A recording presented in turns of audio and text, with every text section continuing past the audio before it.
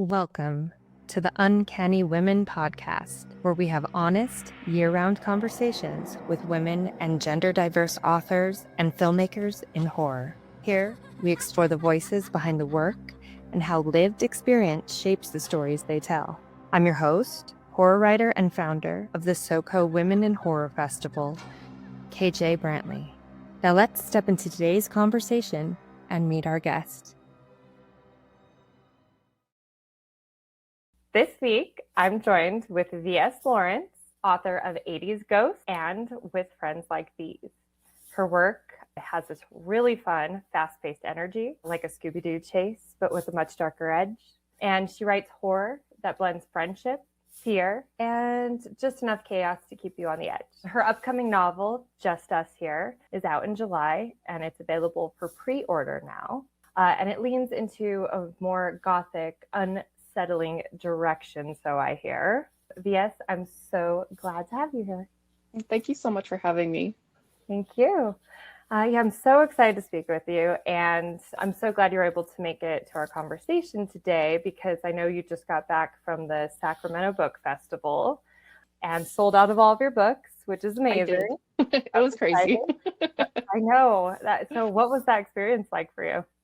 It was so much fun. I actually was supposed to go last year, but I wasn't able to make it down there. And this year they moved it to a space that was, I think they said 4 times as large as last year. Oh, wow. And even then they had no idea. I think a low end estimate was about 8,000 people showed up. Wow. Yeah. And it was such a fun, energetic, and friendly atmosphere. And it was just such a great time. Everyone was so nice and just showed up for the books. For other horror authors there, were you all put together in the same area, or? There were a handful of other horror authors, like Josh Milliken was there and Bitter Corella. Mm-hmm. And they didn't put us all together. We were kind of scattered, which I think was I'm still not sure how I feel about if I think it's better to have everyone grouped together or if I like it when it's scattered, because then you kind of get to wander and see all sorts of different things and I could see it actually being better to be spread out, that way more of the crowd that's maybe not realizing they would be interested in your books, but they're going to see somebody else would kind of come across that. So That's pretty cool though. Yeah, that's a good thing to take note of for us other authors about some events to consider in the future. That's amazing. So I just finished With Friends Like These, and it feels like such a perfect, summer horror read. And it is a YA horror book. And there's a mix of like supernatural and slasher, which is like almost like My Best Friend's Exorcism meets like a Michael Myers or Jason vibe. Yeah, and I loved it. And with the twist, of course, there was, I thought, a pretty cool twist to it. Like, that was, surprised me, and I thought that was fun. So how did that story come together for you? It just kind of came all to me one day. I was like, you know what? I had a particular scene at first. It was a scene where she's running through the woods. And I had that scene materialize. And then I was like, oh my goodness, what is that? And I sat down, and I'm not usually a plotter. I wrote 80s Ghosts like completely by the seat of my pants, just went with it. But when this story came to me, I sat down and I did the most intense outline I have ever done, like down to what everyone was eating at each meal. I know it was intense. And then I just sat down and I hammered it out in like 3 months. That's amazing. That's the kind of inspiration we all wish we could have when we're writing. I know. I know. I wish I could replicate that again, but it'll happen again. But I'm glad that happened for you because that was a really cool story. And it sounds like other people are really enjoying it as well. Obviously it sold out your copies at the festival, but I've heard good things too on reviews I've seen and everything. And I really enjoyed it. So definitely one to check out. One thing that really stood out to me with it, and I'm not sure if this was your intention or not, is how it plays with like teenage girls as either monstrous and or almost conduits for something darker. Was that something you were intentionally exploring, kind of in a Carrie sort of fashion?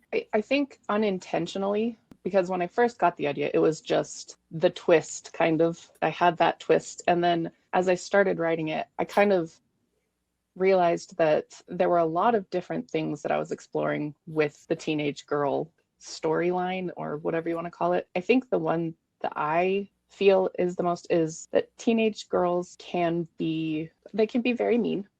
Yep. And also when you're going through puberty, you're you have to deal with some demons and you have to learn how to accept what you're becoming. And I think that was the main thing I was thinking of when I was writing it, is just, it's such a tumultuous time in your life and you're changing and everyone around you you don't know if you can trust anyone all the time. And so that's kind of where I was going with it for the most part. But it's true. The teenage girl is a great way to depict a lot of brutal things. Yeah, I mean, puberty for men or girls and boys, all genders, I feel like is like just a crazy, wild time. But then I think it is like, as, girls growing up as girls ourselves, I think, yeah, that is just such a great fertile ground for that kind of thing, because it actually was traumatic, I think, for a lot of us too, dealing with those relationships. Yes. You're changing a lot. You're becoming something that you aren't used to anymore. And then you're also trying to navigate other girls trying to go through that. And then, yeah, I think you did a great job exploring that in that book. Thank you. Yeah. And you mentioned at the SoCo Women Horror Fest this year that you often explore themes of friendship in your work as well. What draws you to that? And do you still agree with that statement that you like to explore that and especially within horror? Yeah. So growing up, I had several traumas happen all at once that led to me being very sheltered. My dad passed away when I was 10, and at age 11, I was diagnosed with chronic fatigue syndrome. And I was homebound, just sick, tired all the time. So that being said, I didn't have a whole lot of socialization. I didn't really have any friends except, what I was watching on TV or the books that I was reading. And so a lot of what I write, I don't think I purposefully set out to do it, but I have written friendships that I wished that I had growing up, and exploring what that kind of a support would look like, especially with friends like these. It's like, I would have loved to have a friend like Hannah who stuck by me through everything.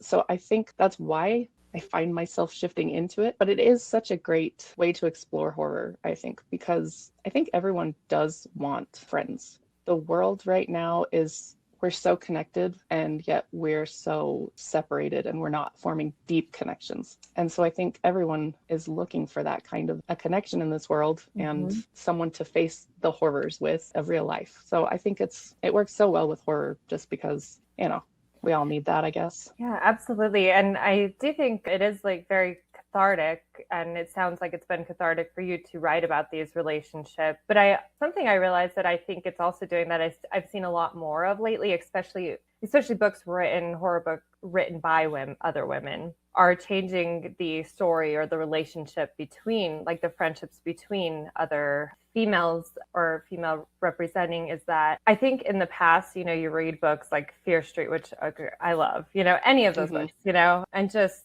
you explore film from, just anything before the past 10 years. I feel like there's just so much of that. It's like girls against girls. Girls are not there for each other. They're enemies of each other, even when they're friends. And not that hasn't been an experience for some of us, especially in growing up. But I think books like your books and others that I've read a lot more of in the past decade are showing, I think, no, you can be a good friend. You can trust other women.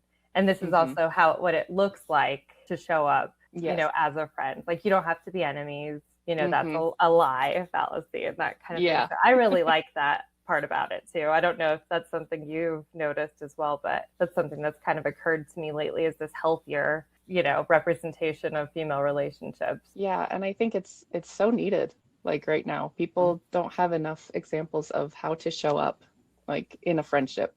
So I do love that it's shifting. Yeah, I do too. And, not to make it about myself, but I'm autistic, level 1 autistic, not like that matters, but I feel like I have to say that it's a spectrum, but it's something as well, as an autistic person, sometimes just naturally you don't know how to show up anyway. You're like, how do I navigate this? So you're really having to look at those things and examples more, and you really take it in more literally. So I think things like that would have been even more beneficial for me growing up, to have a little bit more of Yeah, it's so true. And people need to also be more direct. There are so many like secret little ways that people who are maybe more neurotypical, they say something, mean completely opposite. And it's like, can we just be direct with each other? Yeah, absolutely. It would make my life easier. That is for Yeah, sure. I Would think it would make everybody's life. everyone's. Yeah, yeah. Why do we have to, say, I know it's the craziest thing, but yes, I agree. Be more direct. That is Mhm. what everyone should do. And yeah, I think that's something I feel like you seem like a really, like just direct, open person. Like you seem just like honest, even in what you represent, like on Thank social you. media, things like that. I think like you're one of I feel like just in the horror community, there are just like those people you're like, everybody just loves them. And there's a reason for it. True. That makes me feel really, really good. Yeah. Because, I do feel a lot of times like, I don't know, just disconnected. It's hard to make connections sometimes in the horror world. I'm sorry, I'm getting very into a weird space with that, but it is hard to make connections sometimes, and it's No, and just like in the book, who to trust. Yeah, absolutely. Because you do always still have to be, careful in who you bring into your life day to day. Mhm. But I think you really put yourself out there, and that's something I've learned too. Like you show up for other people too. So I think that makes a big difference to people, other authors and just people in general. Thank you. So I guess moving on to a different topic is that your bio mentions growing up being scared of everything. Mm-hmm. How has that shaped the kind of horror you're right now? Well, that's a good question. I am still scared of just about every situation. Like taking the train down to Sacramento was the first time that I did it, and I was just like, what if I don't get on the right train? What if I end up in Chicago and, somewhere crazy that I shouldn't be? I think it kind of does help because with horror, your goal is to make something mundane scary, I think, a lot of the time. And since I already find the mundane scary, it's a little easier to be like, Less you of a know jump. what? You should write a scary story like the meat train or something. Like, what is that, your own? Did you Oh, take an Amtrak or? I did, yeah. Yeah. Yeah, I did that once too, except I did go through Chicago. So luckily that's Oh, where nice. I was moving to Boston at the time. I lived there. Yeah. Yeah, I lived there for 6 years, but I took a train out there. And this is when they allowed you to take more suitcases for less money. So I had like 8 suitcases just filled with all my belongings. Oh, that's awesome. Yeah, that was so fun. I know when you were talking about your train trip out there, I was like, I want to do that again. That was probably the last time I ever did. Yeah. Oh, it's so fun. It is a really, really fun way to travel. Oh, yeah. I missed that. I wish there was more, I think they need to bring back more, lines so we can just take trains everywhere again. Yeah. Anything else you're scared of? Like, besides we have like trains, any getting lost? There's one story I've had like rattling in my head because it's such a stupid thing. I'm always like, I hope I don't, if there's 2 cars, like my car and another one that looks just like it, same make and model and color, I always worry I'm going to get into the wrong one. And so I've had this dumb story rattling around about a man who does that, and then he ends up just getting like into the worst situation ever. So like it literally is the worst case scenario. It's not just a little embarrassment. It's like, it's like now you are being chased by the mafia. So good job. I like that. I know that does sound terrifying. Yeah, I've accidentally gotten into somebody's car and I thought it was my Uber and it was not even an Uber at all. Oh no. Oh no. That was awkward. Oh my gosh. Could have been bad too. Yeah. Oh no. Yeah, that's if you saw the film that came out, I think a few months ago, I don't know, with I think Anthony Hopkins plays like he's kind of at the end he kind of shows up, but he's the voice in the car when this guy is trying to rob him. It's like one of the Scars guards plays like a theft that breaks in, and yeah, it's kind of like what's the Christine type situation too. I feel like. But yeah, I'm probably doing that movie terrible justice. You should check it out though for research. I will. So I think I remember you saying once that your background, that you used to be Mormon or you've been around. Is that right? Does that experience shape your relationship to horror or the kind of things you write? I'm sure that it does somehow. But yes, I was raised in the Mormon church. I left when I was about 22. And I think it's given me some insight to certain tropes I might catch some flack if I say this, but it gives me some pretty good insight as to how cults work and Yeah. the religious horror angle. And it's one of those things where I think it's helped me to realize, I'm going to try and say this the way I'm thinking it. It's not going to come out right. But a lot of times I feel like in some horror books and other genres as well, the main character or side character experiences a trauma or like is dealing with lifelong trauma, and then they get over it really quickly. And for me, I'm still to this day trying to rewire certain thoughts that were drummed into my brain ever since I was born. Like the stupid one is like, oh yeah, you drink coffee, you're going to hell. And so like just how sometimes those thoughts will just pop in. So I think it definitely has helped with realizing that, some things create really, really deep. Lasting. Like that's like a nervous system rewiring almost. That's like your flinch where you just like, that's your immediate reaction. Yeah. There was an experience, like a really kind of scary experience that you do experience in some of that that can come out in like religious horror that you can kind of, even exaggerate or not so much. But I did date someone who happened to be of a certain faith that went on a mission and came back and was just a completely different person. Like I did not recognize that person. It was pretty wild, actually. So yeah. I think that's, you did a really great job, I think, with Friends Like These and kind of exploring some of that religious horror. Yeah. Do you have any plans for in the future for anything like a cult book or? I actually did write one. It's never going to see the light of day. It's historical fiction with darker tones. But yes, it was about an old Western town in the 1890s that gets taken over by a cult. That one's not going to ever go anywhere, but I definitely think someday I might delve into the cultish books and do something there, because it's such a terrifying system. Oh yeah, just there's so many just sub themes I think to explore through that, or and I am obsessed with cults. Like my book has a cult in it, that my manuscript that about start querying, and I've just read like every cult book. I was like cultish here. Yeah, watching all of the. I actually have the book Manson, which was really interesting. Actually, I really recommend that if you haven't read it. It's so crazy. Like, oh yeah, you read these stories, and part of you thinks, how on earth? But then sometimes you do find yourself in these places, and they prey on every insecurity that you have. Yeah, I think I would actually love to talk to you separately for maybe some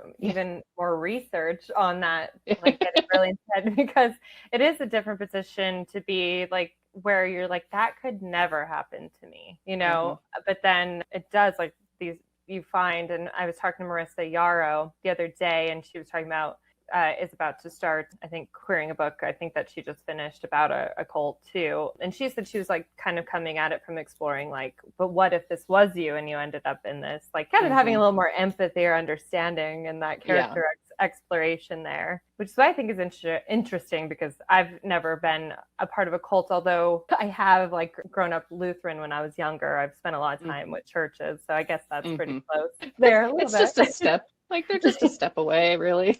Exactly. And then I did have a really I had like a 2-year juicing vegan thing that was definitely probably leaning to extreme.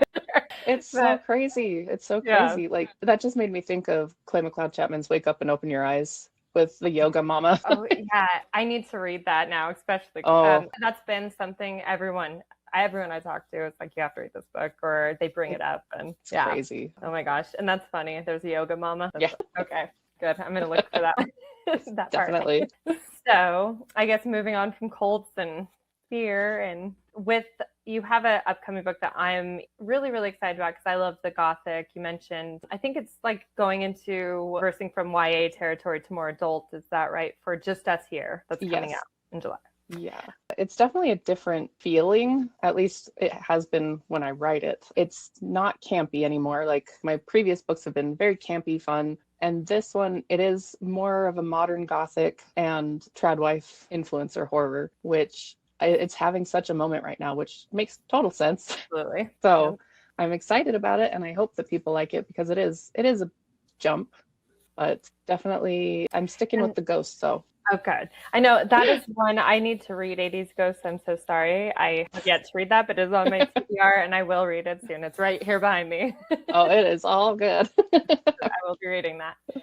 And definitely I will read Justice here when I get the first opportunity. But for listeners that don't know much about it yet, could you kind of give a little blurb maybe about Justice here? Yeah, so it's about Ren, who is a lifestyle vlogger.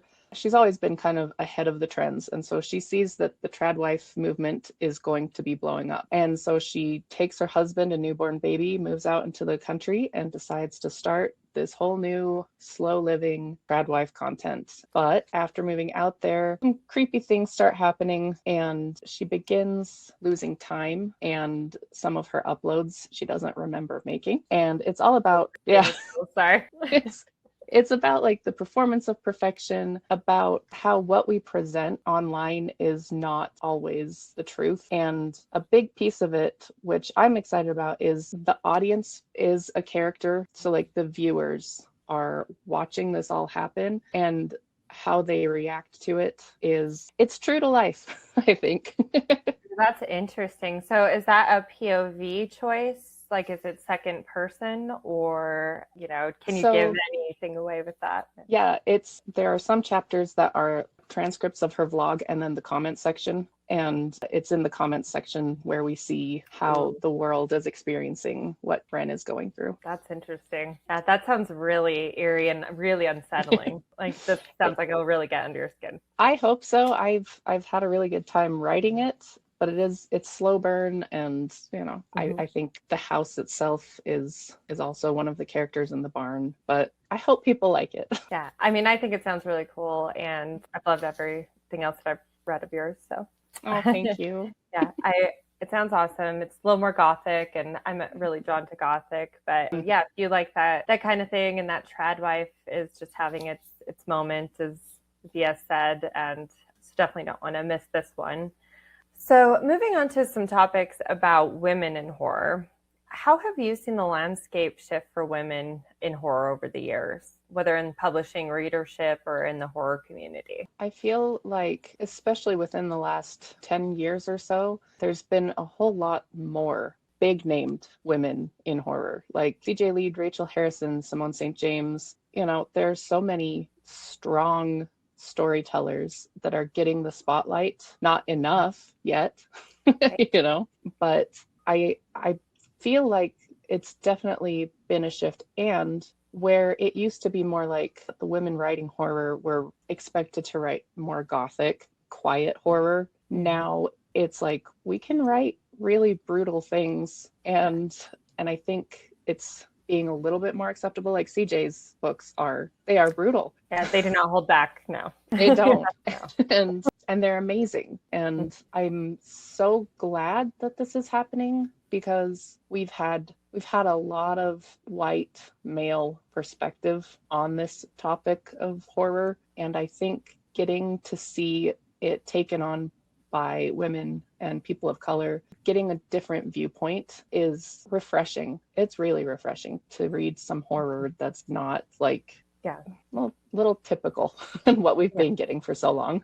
Yeah, the whole Stephen King vein and all of that, and he's obviously a master, but there's only that kind of perspective you can see played out, over time. And it's like, doing yourself a favor to get another, perspective. Like you said, like selfishly, it's like refreshing to see these different perspectives. And it is really cool to see just a lot more put out there. And something that, I've done a lot more of in the past 2 years that I'm thankful for is just really getting into more indie published horror, because I do think there's a lot of indie publishers out there and indie authors. You get to access those voices a lot easier through that.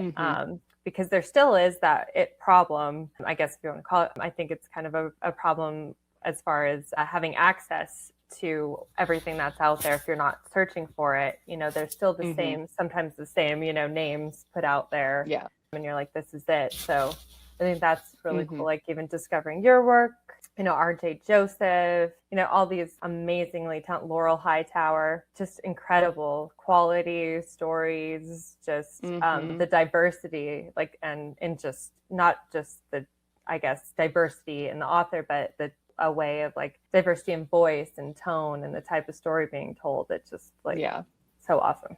Yeah, exactly. I was just kind of talking about this do you think horror written by women is reaching broader audiences in the way it should, or is there still some work to be done? I think, like you're saying, there's work to be done, but I guess a better question might be for readers who may not seek out horror by women, what do you suggest maybe that they start with, or what do you think that they're missing? Well, there's definitely a lot of work to be done because there are still so many men who refuse to pick up a book if it has a woman's name on it, which it's heartbreaking, not just for the women who are writing it, but for these men, because they're missing out on a crucial point of view of life, because women are writing our lived experiences, and to just completely ignore that, it's kind of problematic. And as to where to start, I just recently read my very first Shirley Jackson, which I know I'm so late to the game. Oh, so no. Late to the game.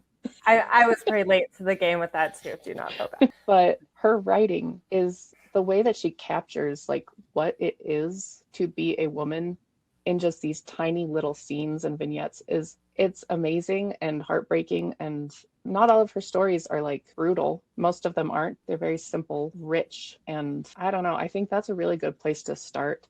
Talk about amazing writing. Holy cow.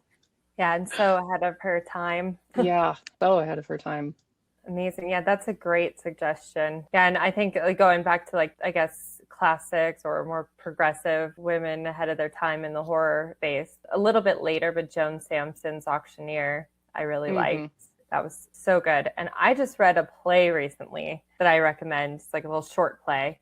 The short story equivalent is this play called Trifles. I guess it's I would say it's horror, but it's kind of psychological, or just, I don't even quite know what you'd call it, but it was a 1916 play. And I think it's just actually so kind of relevant today. And it kind of goes with that tradwife thing in a way, but 1916 style. By Susan Glaspell, Pell, and that was really good. I recommend that. And I'm writing that one down. Yeah, seriously, it was so. I was like, oh, this is good. It kind of gave me an idea to maybe do a little spin on it. I don't know, but yeah, I was like, it's good. And what about some modern, some contemporary? I guess something I like to ask every guest on my show is, what is a horror book by a woman, and this is the modern or underrepresented voice, that you think people need to read more of as well? Besides you, of course. Oh, man. There are so many. In the indie sphere, AC Hessenauer, she's amazing. She's very, very good. And I just got the arc of her new one, Going to the Six. And it's so good already. I'm only a little ways in, but she's fantastic. No, I know there's just so many. It's hard to just name on the spot, but yeah, AC's a great suggestion. And what's the first, I guess, next one that comes to mind? I know there's something that sounded like Yeah. When the Reckoning Comes, I just read that book and it is amazing. I've not read that one, and I'm going to add that to my list now. It's so good. It's very heavy, the themes that it's dealing with, but it is beautifully written and it's haunting and it will stay with you. But it's fantastic. There's so many incredible authors Candace Nola, and I'm trying to think of the smaller names because I'm not even smaller, but the more indie, not the ones that don't need as much help as or any help at all. Right? Yeah. It's I'm very happy for them. Yes. But yeah, Red Legault, she's fantastic as well. I hope I pronounced that correctly. Oh, how do you spell that? Lagoe. Okay. And Red, you said? Red Legault. Okay. Red Legault. Lago. Yeah, we're sorry.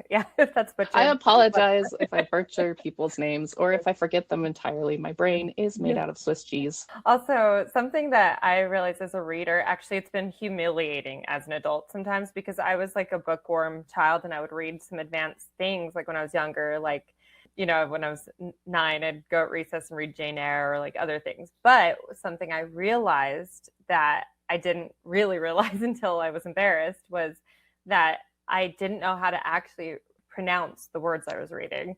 So Yeah. it was like the way I read it. And so as an adult, I would like go out and like, he'll be like, you mean this? Like, Yeah. you're an idiot. I read a funny thing about that. Someone said, like, don't make fun of people for mispronouncing words because they learned it by reading. Exactly. And that's always a good thing. So Yes. Thank you. Vindicated. exactly. Thank you so much. Think listeners, where can they follow you if they want to catch up on your work and just see, what's coming up for you? So I am on Instagram as vslawrence.author, and my website is vslawrence.com. You can find me everywhere, really. Yeah, and if you buy her books on her website, she sends the coolest swag. So I try. So amazing. And so V.S. Lawrence with Friends Like These out now, a great summer read. And be sure to pre-order Just Us Here coming out in July. Thank you so much, V.S., and I hope to talk to you soon. Thank you so much. It was a blast. That's all for today's episode of Uncanny Women. If you enjoyed this conversation, subscribe to catch our weekly episodes. You can also follow us at Uncanny Women Podcast and at Women in Horror Festival Co. See you next time.